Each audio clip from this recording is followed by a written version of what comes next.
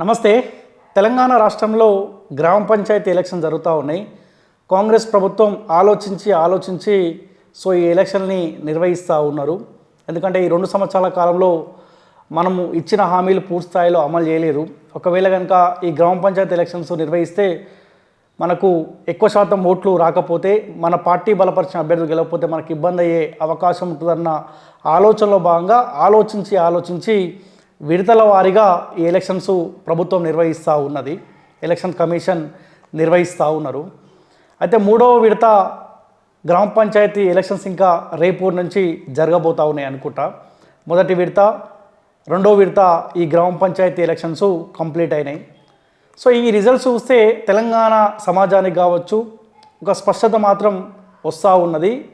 పూర్తి స్థాయిలో గ్రామ పంచాయతీ పరిధిలో కూడా ప్రభుత్వం పైన వ్యతిరేకత ఉన్నట్టు మాత్రం స్పష్టంగా కనిపిస్తూ ఉన్నది.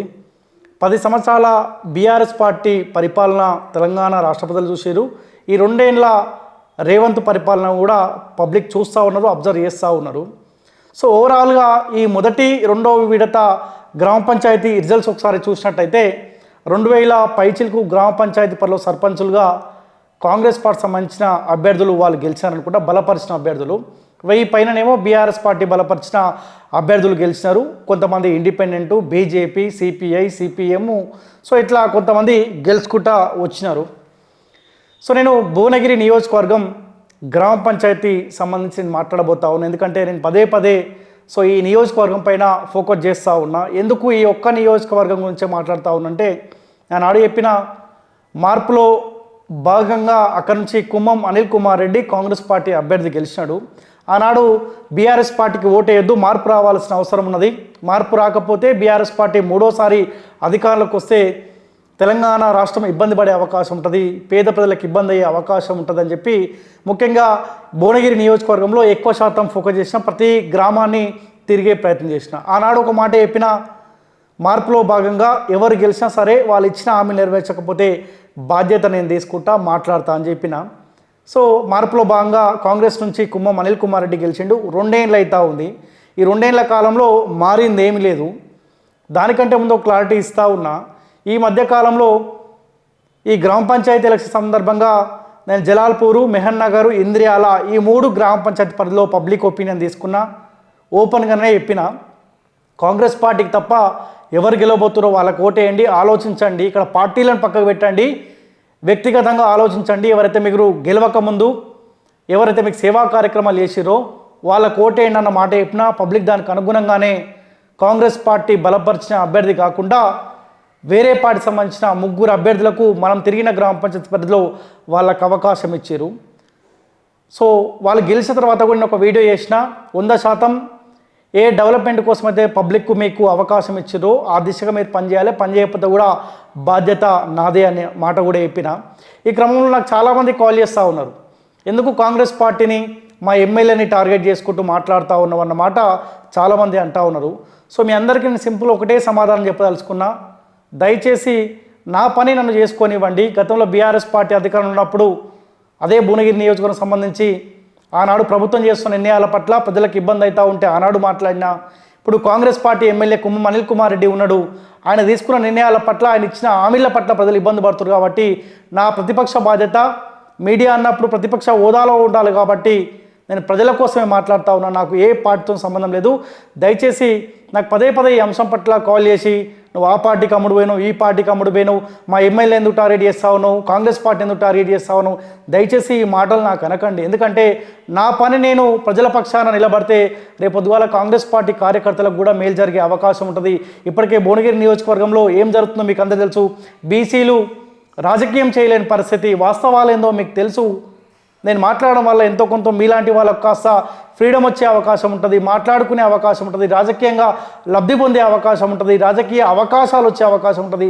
దయచేసి ఆలోచించండి. ఇంకొకసారి నాకు ఈ విషయంలో కాల్ చేయొద్దని కూడా రిక్వెస్ట్ చేస్తా ఉన్నాను. ఒకవేళ కాంగ్రెస్ పార్టీ కార్యకర్తలకు ఏమన్నా ఇబ్బంది ఉంటే నాకు కాల్ చేయండి, 100% నేను మీ పక్షాన మాట్లాడతాను.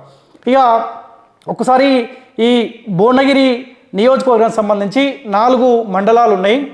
భువనగిరి, బీబీనగర్, వలిగొండ, ఈ పోచంపల్లి 4 మండలాల పరిధిలో ఉన్న గ్రామ పంచాయతీ పరిధిలో 2వ విడత ఎలక్షన్స్ ఈ గ్రామ పంచాయతీ సంబంధించిన సర్పంచి ఎలక్షన్స్ జరిగినాయి. మొత్తం 126 గ్రామ పంచాయతీలు ఉంటే 126 గ్రామ పంచాయతీలు ఉంటే కాంగ్రెస్ పార్టీ 57 గ్రామ పంచాయతీలు కైవసం చేసుకోవడం జరిగింది. BRS party 53, Bharatiya Janata party 1, CPI 3, CPM 3, CPI 1, ఇండిపెండెంట్లు 11 మంది ఈ నియోజకవర్గ పరిధిలో గ్రామ పంచాయతీలను కైవసం చేసుకోవడం జరిగింది. ఒకటి ఇక్కడ క్లియర్ పాయింట్ కనిపిస్తూ ఉంది. ఇక్కడ కాంగ్రెస్ పార్టీ 53 గెలిస్తే బీఆర్ఎస్ పార్టీ 53, అంటే మిగతా అధికార పార్టీ బలపరిచిన అభ్యర్థులు కాకుండా మిగతా వాళ్ళు ఎవరైతే గెలిచారో అది ప్రజలు గెలిచినట్టు, ప్రతిపక్షం గెలిచినట్టు. కాబట్టి ఇక్కడ మీకు క్లారిటీ ఇవ్వదలుచుకున్నాం. భువనగిరిలో కాంగ్రెస్ పార్టీకి బిగ్ షాక్ అని చెప్పొచ్చు. రాక కాంగ్రెస్ పార్టీ అధికారంలోకి వస్తే రాక భువనగిరి సీటు కాంగ్రెస్ పార్టీ కైవసం చేసుకుంటే ఏమైంది ఈరోజు? ఎందుకు గ్రామ పంచాయతీలో కాంగ్రెస్ పార్టీ బలపరిచిన అభ్యర్థులను ఎందుకు నమ్మలేదు అంటే అక్కడ 2 వర్గాలుగా తయారైనాయి. కుమ్మం అనిల్ కుమార్ రెడ్డిని అసలు నమ్మే పరిస్థితి లేదు. వాస్తవాలు మాట్లాడుకుంటే ఆయన నమ్మి ఆయన కోసం ఓటు వేయలేదు. బట్ గెలిచిన పాపానికి ఆయన ఏమైనా ప్రజలకు మేలు చేసిండ అంటే ఆయన చేసింది కూడా ఏమీ లేదు. ఇక్కడ కాంగ్రెస్ పార్టీ 57, మిగతాది మొత్తం ప్రజల పక్షం ప్రతిపక్షం కాబట్టి బీఆర్ఎస్ పార్టీ 53, బీజేపీ 1 అంటే ఆలకాతలు కాబట్టి 54 ప్లస్ సిపిఎం 3 57, సిపిఐ 1 58, ఈ 11 అంటే 69 గ్రామ పంచాయతీలను ప్రజల పక్షం ప్రతిపక్షం కైవసం చేసుకుంది. కాబట్టి ఇక్కడ కాంగ్రెస్ పార్టీ 57, 69 గ్రామ పంచాయతీలేమో మొత్తం ప్రతిపక్షం కైవసం చేసుకుంది. కాబట్టి ఇక్కడ 100% కాంగ్రెస్ పార్టీ పైన పూర్తి వ్యతిరేకత ఉంది. కాబట్టి ఈ రిజల్ట్స్ స్పష్టంగా కనిపిస్తూ ఉంది. ఇక్కడ కాంగ్రెస్ పార్టీ 100% ఫెయిల్యూర్ అయింది.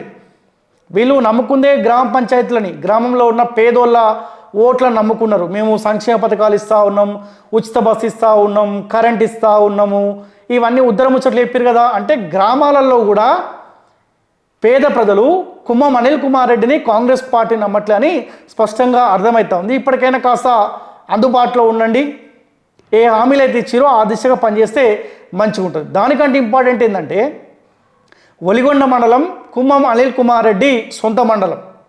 అక్కడ స్వయాన వాళ్ళ ఎవరో బ్రదర్ పాపిరెడ్డి అనే కాంగ్రెస్ పార్టీ బలపరిచిన అభ్యర్థి పోటీ చేస్తే ఆయన 240 ఓట్లతోటేమో గెలిచిండు అనుకుంటా. అది కూడా విశ్వ ప్రయత్నం చేయగా, పైసలు ఖర్చు పెట్టగా, అన్ని రకాలుగా అధికార యంత్రాంగం ఉపయోగించి 200 పైచిలకేమో గెలిచిండు అనుకుంటా. అసెంబ్లీ ఎలక్షన్లో వలిగొండ మండలంలో వలిగొండల గ్రామ పంచాయతీ పరిధిలో అనుకుంటా 4000 ఓట్లు కాంగ్రెస్ పార్టీకి పడితే ఈసారేమో 2000 పైన పడ్డాయి అనుకుంటా. అంటే కాంగ్రెస్ పార్టీకి సంబంధించిన ఎమ్మెల్యే సొంత మండలంలోనే ఆడ ఓట్లు వేయడానికి అంత ఇబ్బంది పడ్డారు.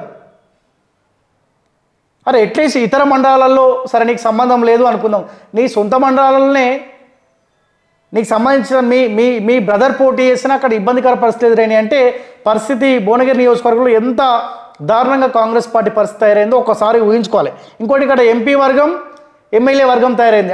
ఈయనకు అసలే పడతలేదంట, తిట్టుకుంటారంట. కాంగ్రెస్ పార్టీ సంబంధించిన ఒక నాయకుడితో మాట్లాడుతూ ఉంటే ఇష్టం ఉన్నాడు తిట్టుకుంటా ఉన్నారు వాళ్ళు అంటా ఉన్నారు. మరేందో ఈ గొడవ. ఒకసారి రేవంత్ రెడ్డి ఇటువైపు ఫోకస్ చేయాల్సిన అవసరం ఉంది. లేకపోతే రాక అక్కడ మీకు ఎమ్మెల్యేగా అవకాశం ఇచ్చారు. ఈ అంతర్గత కొట్లాడాలనుక రేవంత్ రెడ్డి కాంగ్రెస్ పార్టీ ఇటువైపు ఫోకస్ చేయలేదు అనుకో ఆయనతో కథం అవుతుంది. సో నేను ఇంకొక అంశం తెలంగాణ రాష్ట్ర ప్రజల భువనగిరి ప్రజల దృష్టికి తీసుకురావాలని అనుకుంటా ఉన్నా. రాఘవాపురం గ్రామ పంచాయతీ పరిధిలో ఇది బీబీనగర్ మండలం కిందికి వస్తుంది. ఇక్కడ బీఆర్ఎస్ పార్టీ బలపరిచిన అభ్యర్థి పోటీ చేసిండు, కాంగ్రెస్ పార్టీ బలపరిచిన అభ్యర్థి పోటీ చేసిండు, ఇతర అభ్యర్థులు ఇండిపెండెంట్ అభ్యర్థులు కూడా వాళ్ళు పోటీ చేశారు. ఇక్కడ మొత్తం 1531 ఓట్లు ఉన్నాయి. ఇక్కడ నుంచి కాంగ్రెస్ పార్టీ నుంచేమో శ్రీకాంత్ గౌడ్ పోటీ చేసిండు, బీఆర్ఎస్ పార్టీ బలపరిచిన అభ్యర్థిగా శంకర్ గౌడ్, ఇద్దరు అభ్యర్థులు బరిలో ఉన్నారు. ఇక్కడ కూడా కాంగ్రెస్ పార్టీ 2 వర్గాలుగా పనిచేసింది. అది కుమ్మం అనిల్ కుమార్ రెడ్డికి తెలిసే ఉంటుంది. ఈ రాఘవాపురం గ్రామ పంచాయతీ పరిధిలో 1531 ఓట్లు ఉంటే 1431 ఓట్లు పోలైనాయి. ఒక 100 ఓట్లేమో వాళ్ళకి నచ్చక దూరంగా ఉన్నారా లేకపోతే అందుబాటులో లేక ఓట్లు ఎలా తెలియదు. మొత్తానికి ఒక 100 ఓట్లు మాత్రం పడలేదు. 1531 ఓట్లలో 1431 ఓట్లు పోలైనాయి. So first round results election అధికారులు బీఆర్ఎస్ పార్టీ గెలిచింది. 711 ఓట్లు బీఆర్ఎస్ పార్టీకి పడ్డాయి. కాంగ్రెస్ పార్టీ అభ్యర్థికి 707 ఓట్లు పడ్డాయని ఆల్రెడీ ప్రకటించేసారు. అంటే ఎంత? 4 ఓట్ల మెజార్టీతోటి బీఆర్ఎస్ పార్టీ సంబంధించిన అభ్యర్థి గెలిచని చెప్పి ఎలక్షన్ అధికారులు ప్రకటించేసారు.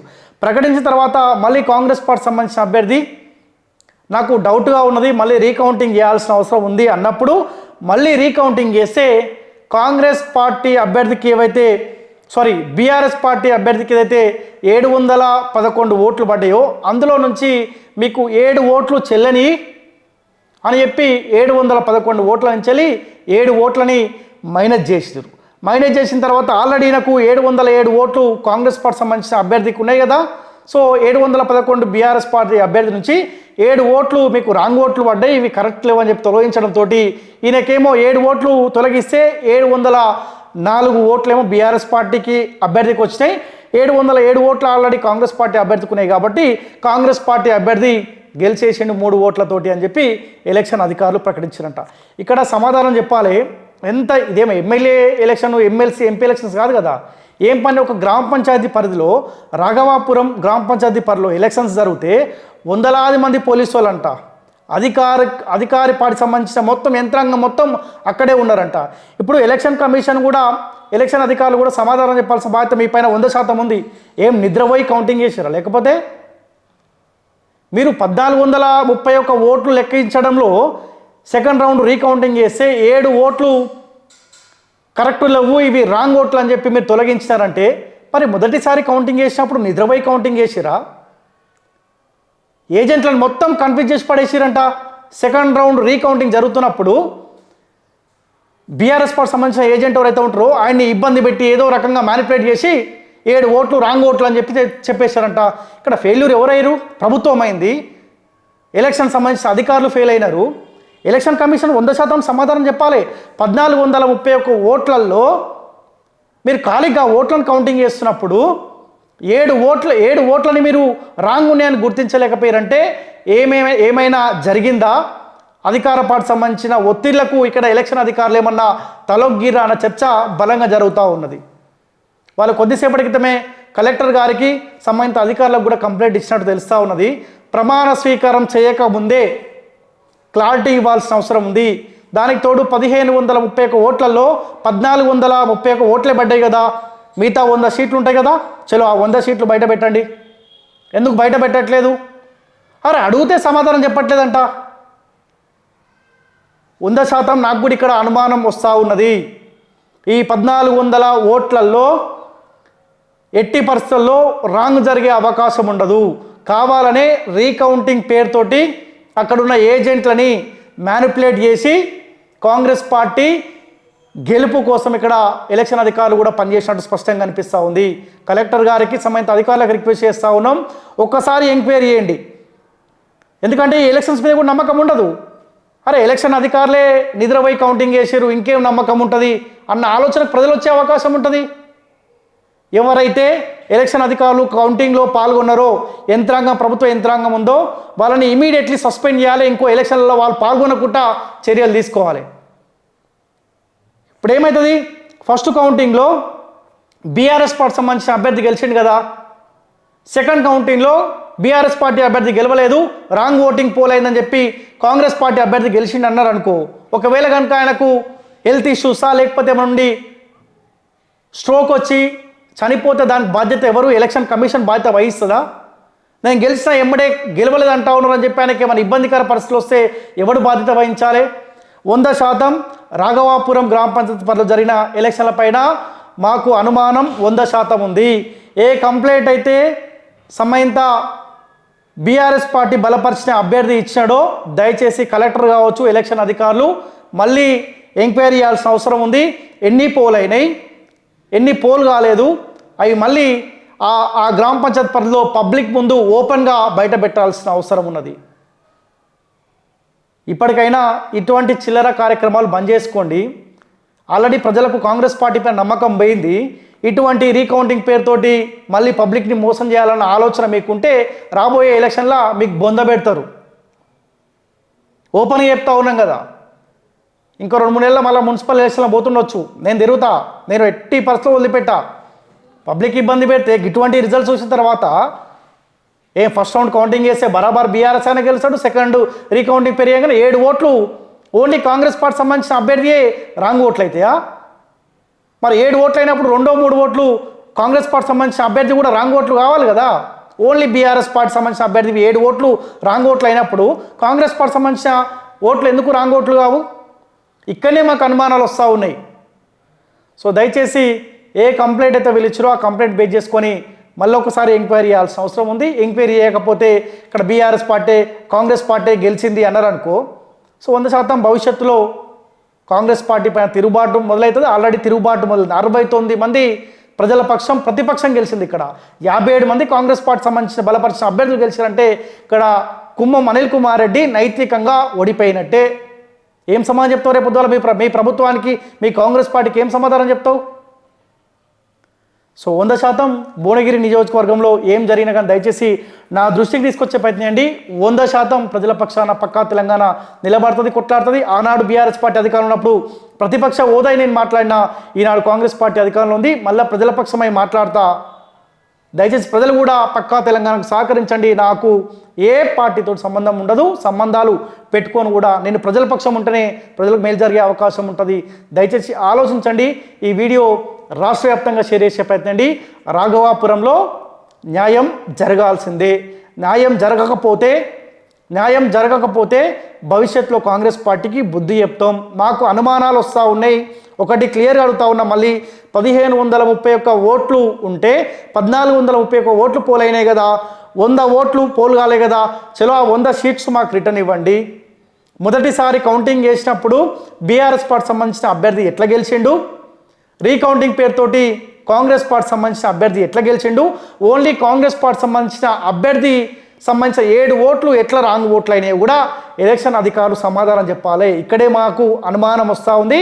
ఎక్కడో అధికారిక పార్టీ సంబంధించిన యంత్రాంగం అక్కడ పనిచేసింది, పోలీసులను అడ్డం పెట్టుకొని ఈ రకమైన ప్రయత్నం చేసినట్టు స్పష్టంగా అనిపిస్తుంది. దయచేసి సమాధానం కుమ్మం అనిల్ కుమార్ రెడ్డి చెప్పాల్సిన బాధ్యత మీ పైన ఖచ్చితంగా ఉంది. ఇక పైలేశేఖర్ రెడ్డి కూడా రిక్వెస్ట్ చేస్తూ ఉన్నాను, 2 సార్లు మీకు అవకాశం ఇచ్చారు, 10 ఏళ్ళు ఎమ్మెల్యేగా ఉన్నారు. మీరు ఇప్పటికైనా యాక్టివ్ కాకపోతే, ఇంకా నిద్ర మత్తులో ఉంటే ఇక మీ పార్టీని కూడా వాడు ఏం చేయలేడు. అది అట్లీస్ట్ మాలాంటి వాళ్ళు మాట్లాడితే కూడా గాడు బెదిరింపు కాల్ చేసి అన్న ఆడియో పెడితే కూడా ఒక్కడు కూడా సపోర్ట్ చేయడా? మీరు ఏదో సపోర్ట్ చేయాలని నేను ఎక్స్పెక్ట్ చేయట్లేదు. మీరు సపోర్ట్ చేసినా చేయకపోయినా 100% ప్రజల పక్షాన మాట్లాడతా. ఈ వీడియోని ఎక్కువ మందికి షేర్ చేసే ప్రయత్నం చేయండి.